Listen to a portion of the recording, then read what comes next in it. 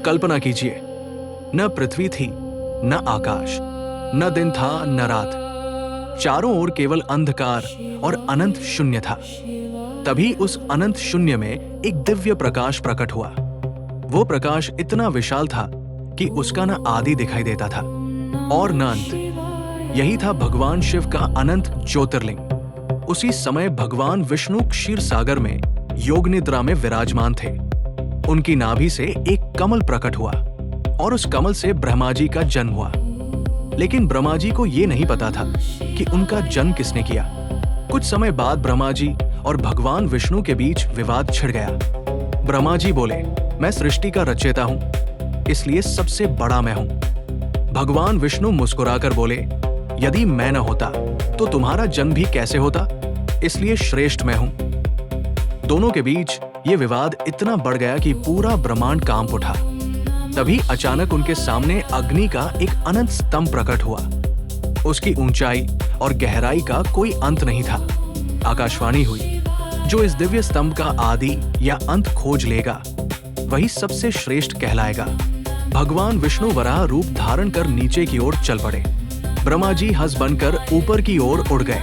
हजारों वर्षों तक खोजने के बाद भी भगवान विष्णु को अंत नहीं मिला। वे लौट आए और विनम्रता से स्वीकार किया, मैं इस अनंत ज्योति का अंत नहीं खोज पाया। लेकिन ब्रह्मा जी को भी शिखर नहीं मिला। लौटते समय उन्हें केतकी का फूल मिला। ब्रह्मा जी ने उससे झूठी गवाही देने को कहा कि वे शिखर तक पहुंच चुके हैं। केतकी फूल तैयार हो गया। जब दोनों वापस आए तो ब्रह्मा जी ने कहा, मैंने इस ज्योतिर्लिंग का अंत देख लिया है। तभी वो दिव्य प्रकाश फट पड़ा और उसमें से स्वयं भगवान शिव प्रकट हुए।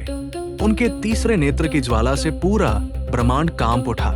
भगवान शिव ने कहा, विष्णु, तुमने सत्य स्वीकार किया, इसलिए तुम सदा पूजनीय रहोगे। लेकिन ब्रह्मा, तुमने असत्य का सहारा लिया है, इसलिए पृथ्वी पर तुम्हारी पूजा बहुत कम होगी। इसके बाद भगवान शिव ने केतकी के फूल को भी श्राप दिया कि वो मेरी पूजा में कभी स्वीकार नहीं किया जाएगा। यही कारण है कि आज भी शिवलिंग पर केतकी का फूल नहीं चढ़ाया जाता। उस दिन भगवान शिव ने ये भी बताया कि उनका ये अनंत प्रकाशी शिवलिंग है, जो सृष्टि, पालन और सहार तीनों शक्तियों का प्रतीक है। दोस्तों, इस कथा का सबसे बड़ा संदेश है, सत्य की जीत हमेशा होती है और अहंकार का अंत निश्चित है। लेकिन ये तो केवल शुरुआत थी।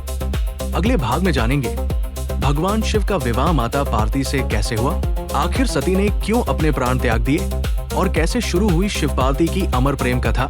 यदि आपको ये कथा पसंद आई हो तो वीडियो को लाइक करें, अपने मित्रों के साथ साझा करें और चैनल को सब्सक्राइब करना न भूलें। हर हर महादेव।